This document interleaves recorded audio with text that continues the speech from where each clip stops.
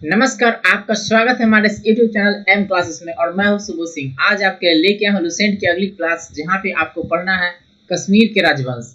इससे पहले मैं लुसेंट की कई सारे वीडियो आपको दे चुका हूं, जिसका लिंक आपको डिस्क्रिप्शन बॉक्स में मिल जाएगा, जहां से आप जा करके पीछे का वीडियो देख सकते हैं। जो छात्र पहली बार पढ़ रहे हैं उनको मैं बता दूं, बिहार पुलिस दरोगा या एसएससी किसी भी जनरल कंपटीशन में आप जाना चाहते हैं और अगर आप उसकी तैयारी करते हैं, अगर आप लुसेंट पढ़ते हैं, तो एग्जाम में क्वेश्चन सॉल्व करने में आपको बहुत ही मदद मिलेगी। और यहाँ पे मैं उसी को आपको सामने प्रस्तुत करता हूँ। तो मैं समय वेस्ट नहीं करता हूँ, तो चलते हैं आज की टॉपिक पे। आज के टॉपिक में हम आपको पढ़ाएंगे कश्मीर के राजवंश। कश्मीर के राजवंश मैं आपको पढ़ाऊंगा, जो भी इंपॉर्टेंट फैक्ट है मैं उसको हाईलाइट कर दूंगा। उम्मीद करता हूँ कि आपको ये इस तरह के एपिसोड पसंद आ रहे हैं। पसंद आए तो कृपया इस वीडियो को लाइक कीजिएगा, दोस्तों में भी शेयर कीजिएगा, और किसी प्रकार के आप हमें सुझाव देना चाहते हैं कमेंट करके जरूर बताइएगा। तो चलिए कश्मीर के राजवंश के बारे में हम देखते हैं। मैं इसको हाईलाइट कर देता हूँ ताकि आप लोग को ध्यान में रहे, और जो भी इंपॉर्टेंट प्रश्न है जो एग्जाम में बनते हैं उसको मैं हाईलाइट करके आपके सामने प्रस्तुत कर देता हूँ। तो चलिए देखते हैं। कश्मीर पर शासन करने वाले शासक वंश क्रम कालक्रम से इस प्रकार के हैं: काकोड वंश, उत्पल वंश और लोहार वंश। अर्थात कश्मीर पे जो शासन किया वो जो वंश है उसका ना एक क्रम दिया गया है। ये क्रम को मैं हाईलाइट कर दिया हूँ। आपको इस तरह के प्रश्न पूछे जाते हैं बीपीएससी के एग्जाम में या फिर एसएससी के एग्जाम में कि कश्मीर पे शासन करने वाले राजाओं का क्रम बताइए। तो पहले आएगा काकोड वंश, उत्पल वंश और लोहार वंश। बस आपको याद रखना है इन्होंने कश्मीर पे शासन किया था। ये राजवंश है, कश्मीर राजवंश पे इन्होंने शासन किया था। 627 ईस्वी में दुर्लभ वर्धन नामक व्यक्ति ने कश्मीर में काकोड वंश की स्थापना की थी। ये जो काकोड वंश है ये हिंदू वंश है, ठीक है। काकोड जो वंश है ये हिंदू वंश है, जिसके संस्थापक कौन है? दुर्लभ वर्धन। आपको याद रखना है, ये पूछता है काकोड वंश के संस्थापक कौन है? दुर्लभ वर्धन, 627 ईस्वी में। आगे ह्वेनसांग ने उसके शासन काल में कश्मीर की यात्रा की। यह वही ह्वेनसांग है जो हर्षवर्धन के शासन काल में आया था। तो जब भारत आया था सबसे पहले वो कश्मीर आया था, यानी कश्मीर के रास्ते वो भारत में आया था। तो उस वक्त वहाँ के जो राजा थे दुर्लभ वर्धन थे, ठीक है। अर्थात ह्वेनसांग ने उसके शासन काल में ही कश्मीर की यात्रा की थी। दुर्लभ वर्धन के शासन काल में ही ह्वेनसांग भारत आया था, यानी कश्मीर में आया था। काकोड वंश का सबसे शक्तिशाली राजा ललितादित्य मुक्तापिंड थी। देख लीजिए, अब ये आ गया एक राजा का नाम जो सबसे शक्तिशाली था, यानी प्रतापी राजा इसको आप कह सकते हैं। यानी काकोड वंश के सबसे शक्तिशाली राजा था ललितादित्य मुक्तापिंड था, ठीक है। कश्मीर का मार्तंड मंदिर का निर्माण ललितादित्य मुक्तापिंड करवाया। अब आपको याद रखना है कश्मीर का, आपको ये प्रश्न पूछे जाते हैं, ठीक है। कश्मीर जो मंदिर है, कश्मीर में जो एक मंदिर है मार्तंड मंदिर, मार्तंड मंदिर का निर्माण कौन करवाया? ललितादित्य मुक्तापीड। आपको बस याद रखना है मार्तंड मंदिर कहाँ पे है? कश्मीर में। कौन बनवाया? ललितादित्य मुक्तापीड। काकोड वंश के बाद कश्मीर पर उत्पल वंश का शासन हुआ। देख लीजिए, वो तो क्रम में मैंने बता दिया था, यहाँ पे लाइन करके भी आपको बता दिया है कि काकोड वंश के बाद कौन सा आया? उत्पल वंश आया। इस वंश का संस्थापक अवंती वर्मन था। आपको अब ये भी याद रखना है, उत्पल वंश का संस्थापक हो गया अवंती वर्मन। आपको याद रखना है अवंती वर्मन, उत्पल वंश के संस्थापक अवंती वर्मन। अवंतीपुर नामक नगर की स्थापना अवंती वर्मन ने किया। नाम उसी के नाम से अवंतीपुर, आप लोग आराम से बना दीजिएगा, अवंती वर्मन ही बनाया था अवंतीपुर। अवंती वर्मन के अभियंता सुई ने सिंचाई के लिए नहरों का निर्माण करा था। यानी अभियंता अवंती वर्मन के ना एक इंजीनियर था, इंजीनियर अभियंता होता है जो जिन्होंने एक सिंचाई के लिए नहर का निर्माण करा था, जिनका नाम था सुई। आगे है 980 ईस्वी में उत्पल वंश की रानी दिद्धा एक महत्वाकांक्षी शासिका हुई। नाम है इसका दिद्धा, ठीक है। ये महत्वाकांक्षी शासिका हुई। उत्पल वंश के बाद कश्मीर पर लोहार वंश का शासन हो गया। देख लीजिए, अब उत्पल वंश समाप्त हो गया, उसके बाद कौन आ गया? लोहार वंश आ गया। ये सब कालक्रम में मिलाने के लिए आता है कि कश्मीर पे किसने शासन किया उसका क्रम बताइए। तो आपको क्रम याद रखना है, पहले काकोड आया, फिर उत्पल आया, फिर लोहार आया, ठीक है। लोहार वंश का संस्थापक है संग्राम सेन। देख लीजिए, यहाँ पे संग्राम राज लिखता है, कहीं कहीं संग्राम राज ही है, ठीक है। लोहार वंश के संस्थापक कौन है? संग्राम राज। संग्राम राज के बाद अनंत राजा हुआ। देख लीजिए, संग्राम राज के बाद अनंत राजा हुआ, वहां का राजा हुआ अनंत राजा।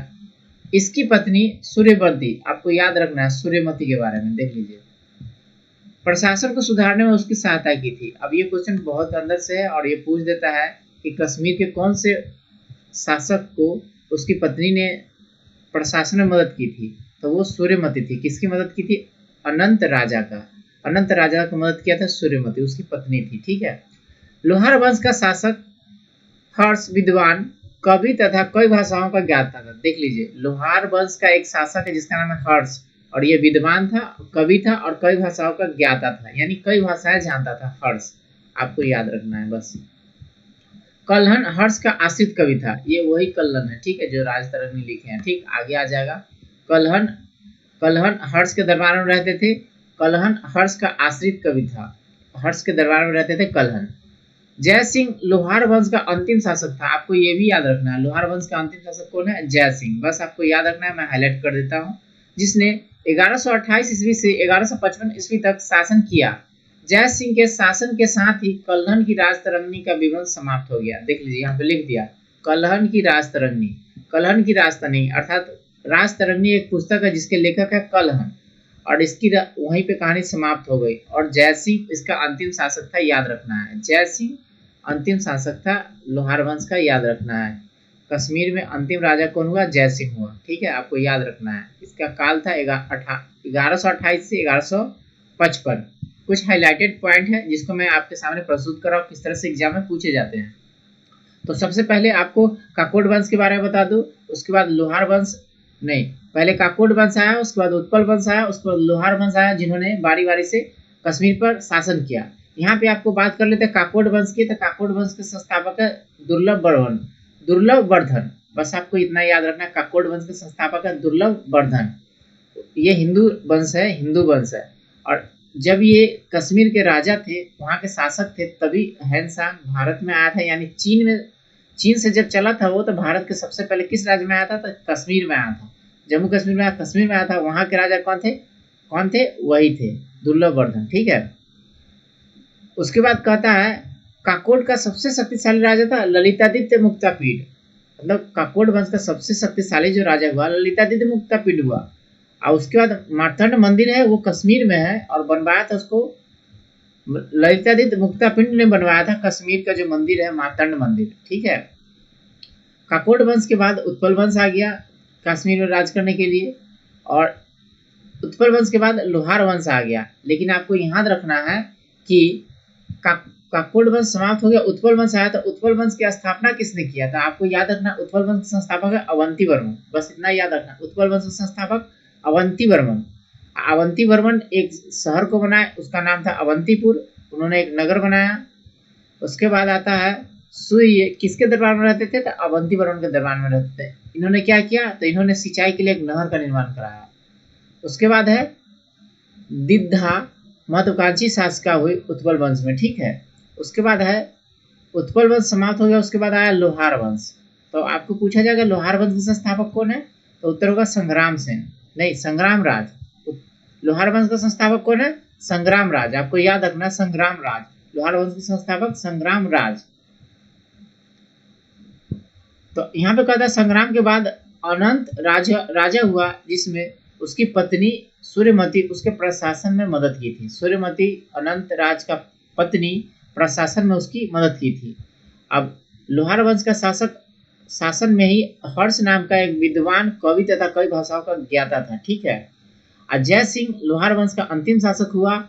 और यहाँ पे एक चर्चा आती है कल्हण की चर्चा आती है, जो हर्ष के दरबार में रहते थे और जिन्होंने रचना किया राजतरंगी की रचना किसने किया? कल्हण ने। बस आपको इतना ही याद रखना है कश्मीर के राजवंश में। और उसके बाद चलते हैं हम लोग कामरूप का वर्मन वंश। ठीक है। कामरूप के वर्मन वंश में हम लोग चलते हैं, एक बार देख लेते हैं कामरूप के वर्मन वंश में हम लोगों को क्या पढ़ना है। एक बार हाईलाइट कर लेते हैं, कामरूप के वर्मन वंश में हम लोग को क्या पढ़ना है, एक बार हम लोग देख लेते हैं। ठीक है। मैं बताना चाहूंगा जो छात्र पहली बार देख रहे हैं इस वीडियो को, मैं उनको बता दूं लुसेंट है और मील का पत्थर इसको मानिएगा। ठीक है। क्योंकि जनरल कंपटीशन में इसमें से बहुत सारे प्रश्न पूछे जाते हैं और उसी का ये सार संग्रह आप कह सकते हैं। ठीक है। तो चलिए मैं आपको बता दूं कामरूप का वर्मन वंश। अगर आपको वीडियो अच्छा लग रहा है तो कृपया इसको लाइक कीजिएगा, दोस्तों में शेयर कीजिएगा। किसी प्रकार सुझाव देना चाहते हैं कमेंट करके आप हमें बता सकते हैं।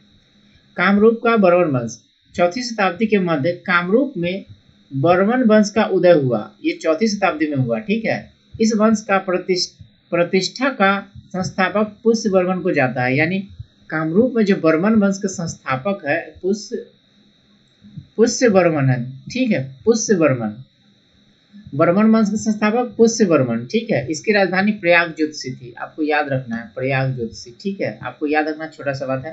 कालांतर में कामरूप पाल साम्राज्य का अंग बन गया।